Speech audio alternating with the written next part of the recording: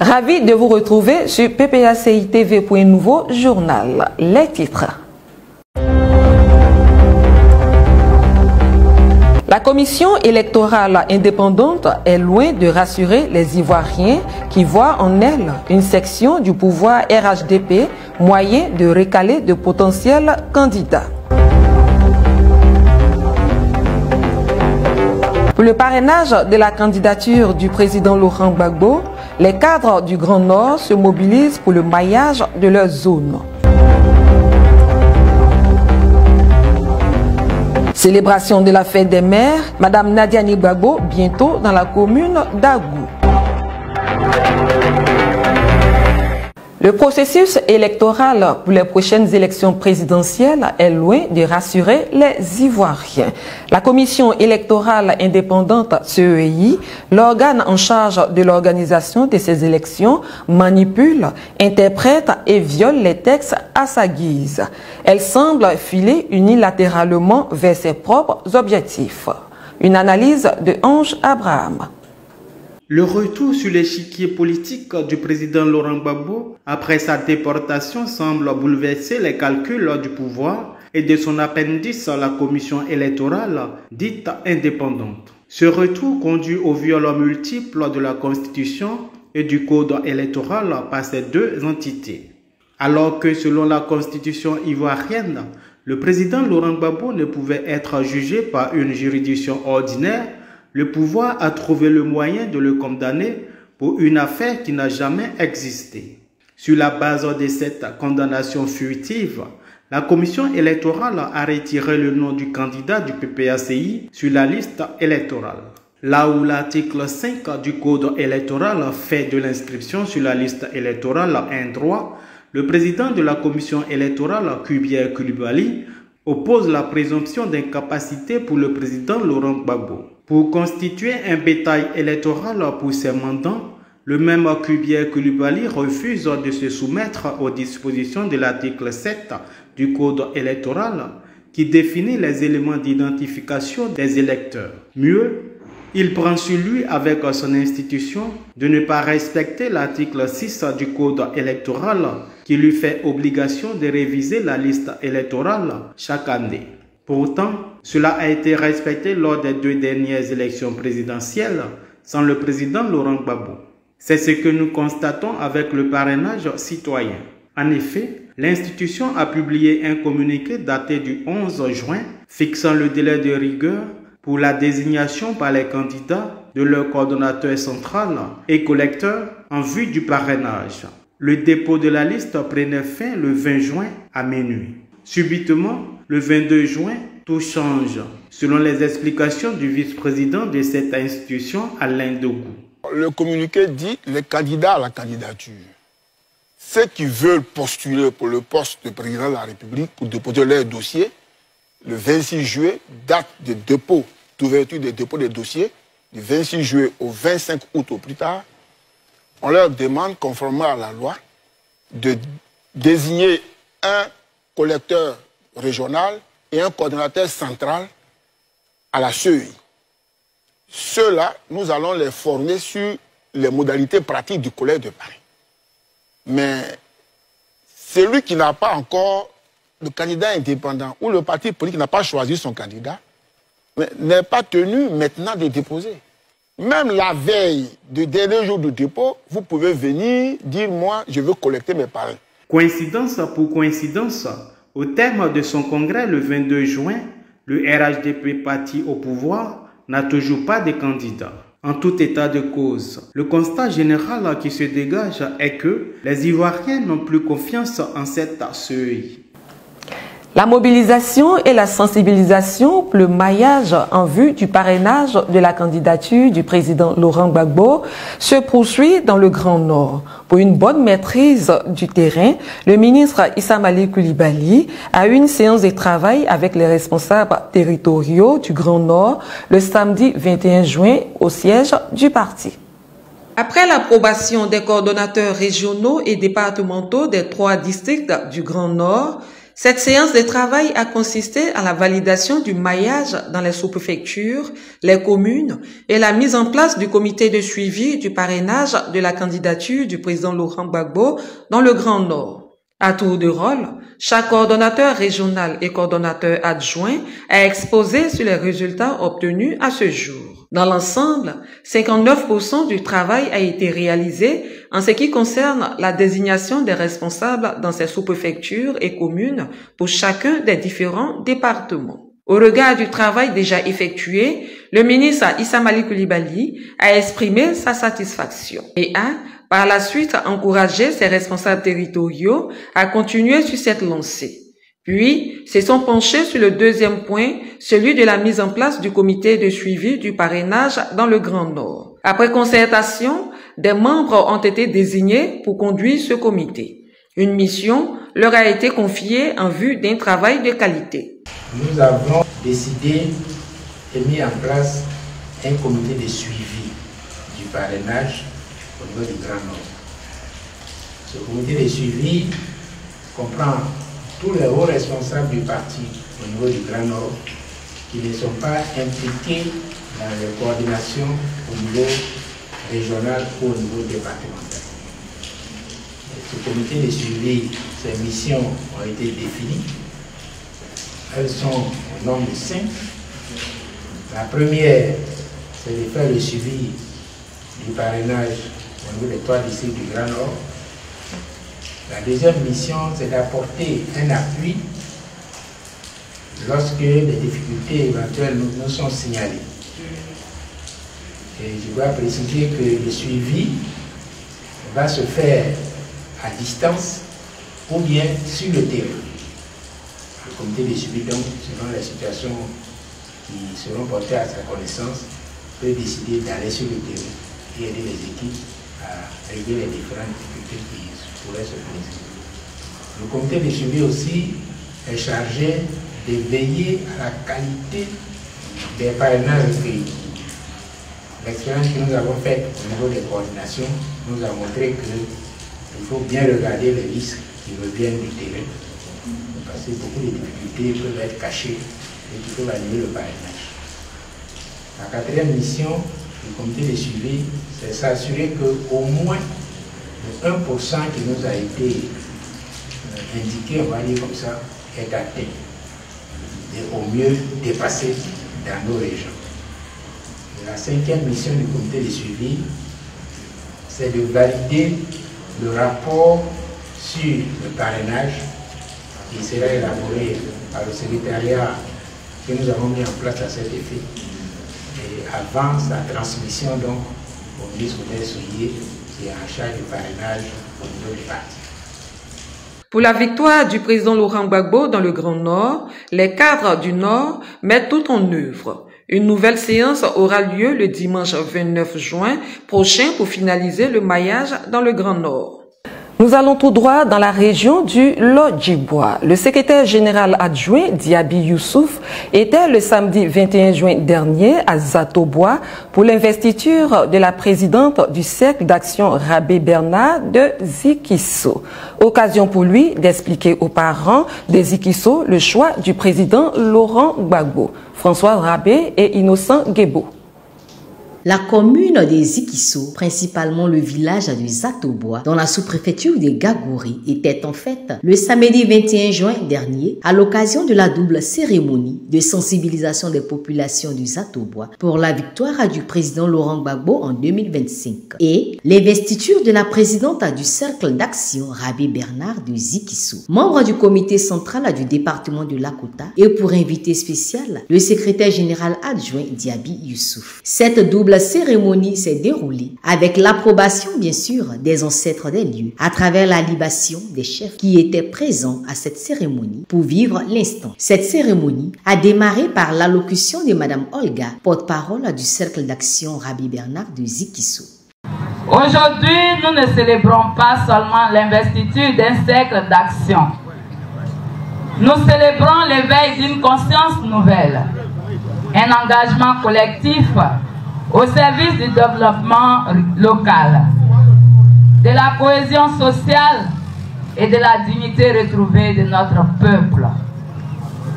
Le cercle d'action Rabé Bernard de Zikiso, le CARBZ, est né de cette volonté partagée de bâtir, d'unir et d'agir. Notre vision est claire. Trop, c'est trop. Avec Gbagbo, allons seulement. Oui, allons seulement vers la liberté. Allons seulement vers la prospérité. Allons seulement vers l'unité retrouvée de notre belle région. Invité spécial, le camarade Adiabé Youssouf a invité les filles et fils de la commune des Zikissou, principalement ceux de Zatobois, à saisir à cette nouvelle opportunité de la présence du président Laurent Gbagbo sur la terre d'Ivoire pour dire trop c'est trop au gouvernement RHDP. Gbagbo qui a fait ça, ça veut dire qu'au temps de Laurent Gbagbo, le cacao était pris à un bon marchand pour nous tous. Qu'on payait bien les agriculteurs, les planteurs. Quand on dit Gbagbo qui a fait ça, ça veut dire que Gbagbo est mieux. C'est nos femmes tout là qui ont reconnu que Gbagbo qui a fait ça. Elles ont fait sortir un pain qui s'appelle Gbagbo qui a fait ça. Gbagbo c'est la vision, Gbagbo c'est le but, Gbagbo c'est Dieu, Gbagbo c'est le ciel, Gbagbo c'est la Côte d'Ivoire, Gbagbo c'est nous. Il faut dire Gbagbo qui a fait ça. Laurent Gbagbo est candidat et Laurent Gbagbo va remporter cette élection comme il a remporté l'élection en 2010. En 2010, Laurent Gbagbo a gagné et l'ONU ont dit non. Et cette année, Dieu a libéré Laurent Gbagbo de la prison. Il est venu pour marcher pour nous, les pauvres, pour nous, les enfants de Dieu. Laurent Gbagbo est notre Moïse. Et il mettra le combat pour la victoire de la Côte d'Ivoire. Parrain de la cérémonie, Rabé Bernard a dit merci aux populations des Zatobois pour le choix de sa personne et du président Laurent Gbagbo. Le président du PPACI, le président Laurent Gbagbo, nous a instruit de faire le tour de toutes nos bases en vue de collecter les parrainages. Et pour le faire, il nous a également dit de sensibiliser tous nos militants pour qu'on soit sûr que ce dont nous allons avoir les signatures soient nos militants, et même s'ils n'étaient pas nos militants, qu'ils soient des gens sincères. La fête à Zatobois s'est achevée par la finale du tournoi de football féminin qui a opposé l'équipe de Ziki Nord à celle de Ziki Sud. Tournoi qui s'est soldé par la victoire de l'équipe de Ziki Sud. Après Zikiso, nous allons dans la région des Grands Ponts. Forte mobilisation des militantes, militants et sympathisants le samedi 21 juin dernier à Dabou, à la place Henri-Conan Bédier, à l'occasion du meeting organisé par la coordination régionale des Grands Ponts avec à sa tête Jean Yédes. Pour la Côte d'Ivoire, Lèvons-nous était le thème animé par le secrétaire général adjoint Blaise Lasme. Les Lasme, arborant un t-shirt flanqué du logo du mouvement Trop c'est trop, a prononcé un discours offensif et engagé devant une foule venue nombreuse à ce meeting de Dabou. Il a bénéficié de la présence des responsables territoriaux. Ce meeting, au-delà des retrouvailles et la communion fraternelle avec le PDCI, était un bilan avant l'heure du pouvoir en place. Une tribune où le secrétaire général adjoint a sévèrement critiqué la gestion clanique et amateuriste du pouvoir. Il a par ailleurs dénoncé le comportement des responsables de la commission électorale indépendante CEI qui ont du mal à garder leur statut d'indépendant. On ne peut pas aller à une élection à cette CEI-là. Cette CEI-là est suspecte. Cette CEI-là n'est pas crédible. Cette CEI-là ne peut pas être un bon arbitre. Parce qu'un arbitre qui porte le maillot d'une équipe ne peut pas bien arbitrer. Or, convaincu bien là. Mais il sent le RHDP. Il respire le RHDP. Il a porté habit du RHDP. Et il parle comme le RHDP. Il défend la position du RHDP. Il est RHDP tout court. Mais on ne peut pas accepter d'aller à une élection avec un homme comme ça. La loi dit chaque année, on doit faire une révision de la liste électorale. Chaque année, c'est écrit. Toi, tu viens, tu dis 2025 là, toi, tu ne fais pas révision de la liste électorale, et puis ça ne va pas que repart. Parce qu'ils se disent que les Ivoiriens ont tellement peur que si on leur demande de sortir, ils ne pourront pas sortir et ça ne va pas les que repart. Ils sont en train de préparer un passage en force. Est-ce que vous allez accepter ça? Est-ce que vous allez accepter ça? Est-ce que vous allez accepter ça? Chers amis, on s'est mis ensemble parce que la liste électorale là, ne nous plaît pas.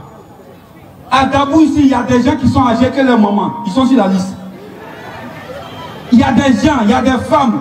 Elles sont tellement fécondes qu'elles ont eu 500 enfants dans leur vie. Est-ce que ça c'est possible? Il y a des choses sur la liste qu'on ne peut pas accepter. Le secrétaire général adjoint a appelé les populations des Grands Ponts à une prise de conscience. Regardez Dabou. Regardez Dabou. C'est un cimetière d'espoir. Nous avons tout pour faire de Dabou la plus belle ville de Côte d'Ivoire. Nous avons tout pour faire de Dabou la zone la plus prospère de Côte d'Ivoire. Mais la saleté est notre quotidien. La misère est notre quotidien. La drogue est notre quotidien. Parce qu'ils n'ont rien préparé pour les jeunes. Ils n'ont rien prévu pour les jeunes. Mais quand il y a des élections, ils courent vers ces jeunes-là pour acheter leur conscience. Nous sommes venus vous proposer autre chose. Vu tous ces problèmes qui minent le quotidien des Ivoiriens, le secrétaire général adjoint invite le peuple du Léboutou à rejoindre le mouvement Trop c'est trop.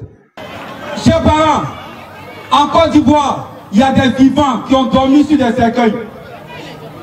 À Port-Boué, il y a des gens qui ont été dérépis. Ils ont été obligés de partir dormir au cimetière. C'est ça là que nous ne voulons plus. C'est pour ça que Laurent Gbagbo a réfléchi. Et il a créé un mouvement qu'on appelle Trop c'est trop. C'est parce qu'il veut changer le prix de l'EVA. Si avant c'était 1000 francs, 1200, pourquoi ça devient 300? C'est parce que les paysans souffrent, les planteurs pleurent, qu'il a mis ce mouvement en place pour rassembler tous les planteurs d'EVA. Venez donc dans le mouvement Trop c'est trop. Des faits qui font réagir vigoureusement la jeunesse des Grands Ponts. Les Ivoiriens en ont marre, trop c'est trop. Le trop c'est trop, nous avons marre et nous sommes prêts à répondre au mot d'ordre du président. Nous sommes prêts à répondre au mot d'ordre. Parce qu'on ne peut pas accepter que nos pays soient pris en otage. Et aujourd'hui, on constate que le pays est vraiment pris en otage par un groupuscule de personnes qui pensent qu'ils sont majoritaires. Et qu'ils sachent que nous sommes prêts et 2025, s'il n'y a pas Gbagbo, s'il n'y a pas Thiam sur la liste électorale, on ne va pas accepter qu'il y ait des élections. Le mouvement Trop c'est trop dans les jours à venir portera ses fruits sur le territoire national. Toujours avec Blaise Lasme à Makori, quelle attitude citoyenne face aux dérives totalitaires du pouvoir en place était le thème de la conférence animée par le secrétaire général adjoint Blaise Lasme le dimanche 22 juin au foyer des jeunes Victor Amagou de Makori. Françoise Arabé. Le foyer des jeunes Victor Amagou de la commune de Makori a accueilli le dimanche 22 juin dernier la cérémonie d'investiture de l'ensemble des instances de la Fédération de Makori, à savoir le bureau exécutif de la Fédération, les sections et les bases. Ils étaient tous présents, les militants, militantes et sympathisants de la Fédération de Makori. À leur côté, les membres du cabinet de la deuxième vice-présidente exécutive chargée du district d'Abidjan, Agnès Monet, représentée par son directeur, le docteur Ludovic Yapo. Parrain de la cérémonie, Jean-Guigui Fiacre, coordonnateur adjoint en charge de Makori, s'est dit heureux du choix de sa personne et de l'unité retrouvée.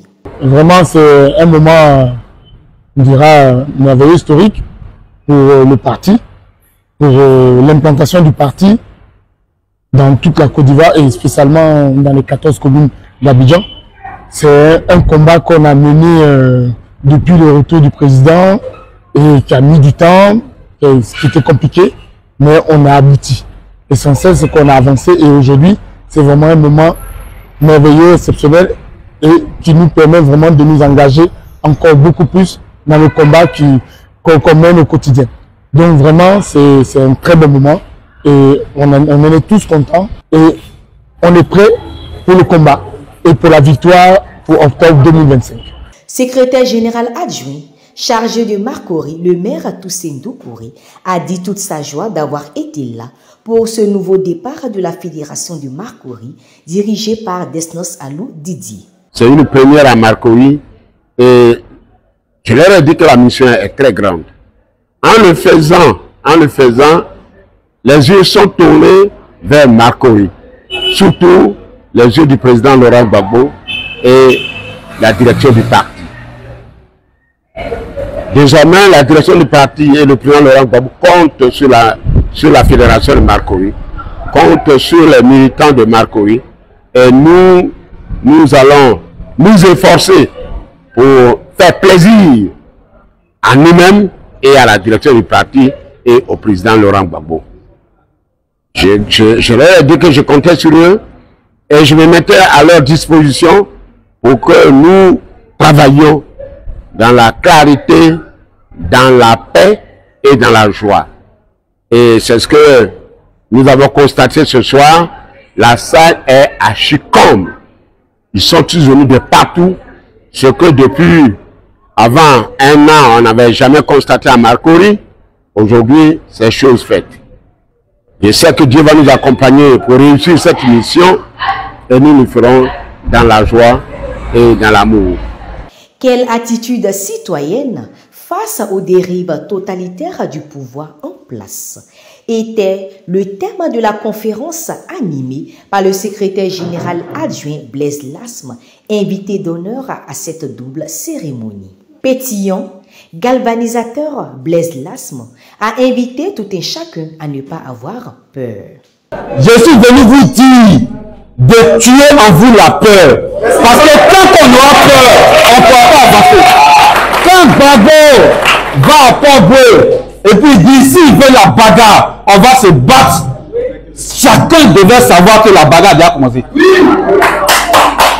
Maintenant la bagarre là, on la formalise comment? On se prépare comment? Parce qu'une bagarre qui est mal menée, qui est mal conçue, qui est mal organisée, qui est mal planifiée, c'est une bagarre contre soi-même.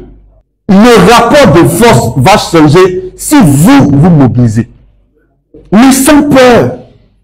Mais sans peur. Nos parents là, ils ont mené des combats. Ils ont mené des combats sans peur. Mais ils étaient dans la même atmosphère là. En 90 là, c'était pas gala. C'était des courses-poursuites dans les rues. Mais puisqu'ils ont fait ça, pourquoi nous, on ne peut pas faire? Si les Gbagbo ont pu obtenir la démocratie, pourquoi nous, on ne peut pas restaurer la démocratie? Vous devez être disciplinés. C'est ça l'attitude à avoir face à un régime totalitaire. S'il n'y a pas un bloc, le régime va profiter de nos faiblesses pour nous démolir, nous décapiter. Mais si nous marchons en bloc, si nous sommes solidaires, si nous sommes audacieux, il n'y a aucune chance que ce régime-là puisse triompher de nous. C'est ça qu'il faut retenir. C'est reprendre en main votre peur, pour ne pas que cette peur-là devienne un outil à la disposition de l'adversaire pour vous empêcher d'agir. La fédération de Marcory est donc en ordre de bataille pour les élections présidentielles à venir, avec pour seul leitmotiv la victoire du président Laurent Gbagbo au soir du 25 octobre 2025. Nous terminons ce journal dans la commune d'Agou. La fête des mères continue et la commune d'Agou s'apprête à accueillir une hôte de marque. Madame Nadiani Gbagbo y sera à l'occasion de la double cérémonie de l'investiture de la présidente de l'Union des femmes de la commune d'Agou, UFK, et de la fête des mères. Françoise Arabé. Marraine, Madame Nadiani Gbagbo sera dans la commune d'Agou, dans la région de l'Ami, les jours prochains, à l'occasion de la double cérémonie de la fête des mères et de l'investiture de la présidente de l'Union des femmes de la commune d'Agou, UFK.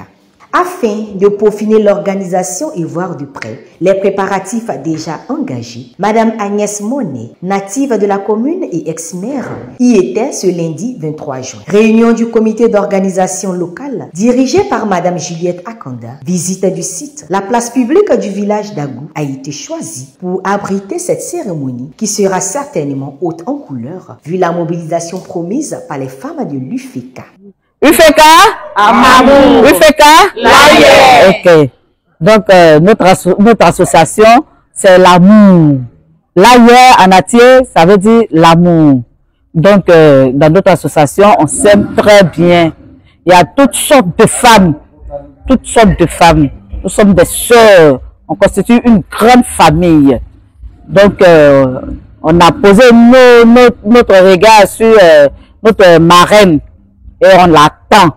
En tout cas, la mobilisation hier, on l'attend vraiment. Elle-même, quand elle va venir, elle va constater. Elle ne va pas venir se retrouver au milieu de 200, 300 femmes. Non, non, c'est Agou. Agou l'attend vraiment. Fédéral PPACI de la Fédération d'Agou, Bochiseka Henri ne cache pas sa joie de recevoir de nouveau la marraine Madame Nadiani Gbagbo qui était à Agou il y a 3 ans lors de la visite du président Laurent Gbagbo dans la région de Lamé. C'est avec beaucoup de joie que nous avons accueilli la nouvelle selon laquelle la femme du patron se rend à Agou le samedi 28 pour parrainer la fête des mères organisée par l'Union des femmes de la commune d'Agou. C'est vrai, c'est la fête des femmes de la commune d'Agou, la fête de l'IFECA, de toutes les femmes de la commune d'Agou, commune composée de 7 villages, et commune dont l'étendue se superpose à la fédération d'Agou. Alors c'est la fédération d'Agou qui également, en fait, nous mettrons tout en œuvre pour que toute la fédération d'Agou soit présente, soit mobilisée à cette fête pour vous réserver un accueil chaleureux à la femme du patron. Et au-delà de la fédération d'Agou, c'est toute la région de Lamé, c'est toutes les fédérations de la région de Lamé qui seront mobilisées pour accueillir la patronne. Les préparatifs vont donc bon train pour réserver à la marraine Madame Nadiani Gbagbo un accueil chaleureux et une fête mémorable. C'est tout pour aujourd'hui. Laurent Gbagbo. La team, on vient de constater quelque chose. Nous avons tous vu hier les images sur les réseaux sociaux du ministre Sébastien Dano Djedje qui suit attentivement la formation de la CEI. Et moi, personnellement, je me suis posé une question. Le nom du président Laurent Gbagbo n'est pas sur la liste électorale. La CEI nous a fait comprendre qu'elle ne traite pas avec les gens qui ne sont pas inscrits sur la liste électorale. Alors, comment les représentants du président Laurent Gbagbo ont pu avoir cette formation? Voyez-vous, quand vous décidez de tricher, vous avez du mal à aller jusqu'au bout. La CEI est dans un dilemme pas possible. Elle se retrouve dans une position où elle devrait chasser les représentants du PPACI. Mais est-ce qu'elle est capable de chasser les représentants du PPACI à la CEI? Et elle est obligée de leur donner une formation. Et pourtant, sur la NCI, le représentant nous a clairement dit que si vous n'avez pas votre numéro en tant que personne inscrite dans la liste électorale, la CEI ne traite pas avec vous. Ce qui sous-entend qu'elle ne devrait donc pas traiter avec le PPACI. Dès qu'elle les a vus arriver, elle devait leur dire « Votre candidat n'est pas sur la liste. Alors, vous ne nous concernez pas. Allez-vous-en. » Et le président devait simplement poser ces dossiers de la candidature et devait les envoyer au Conseil constitutionnel.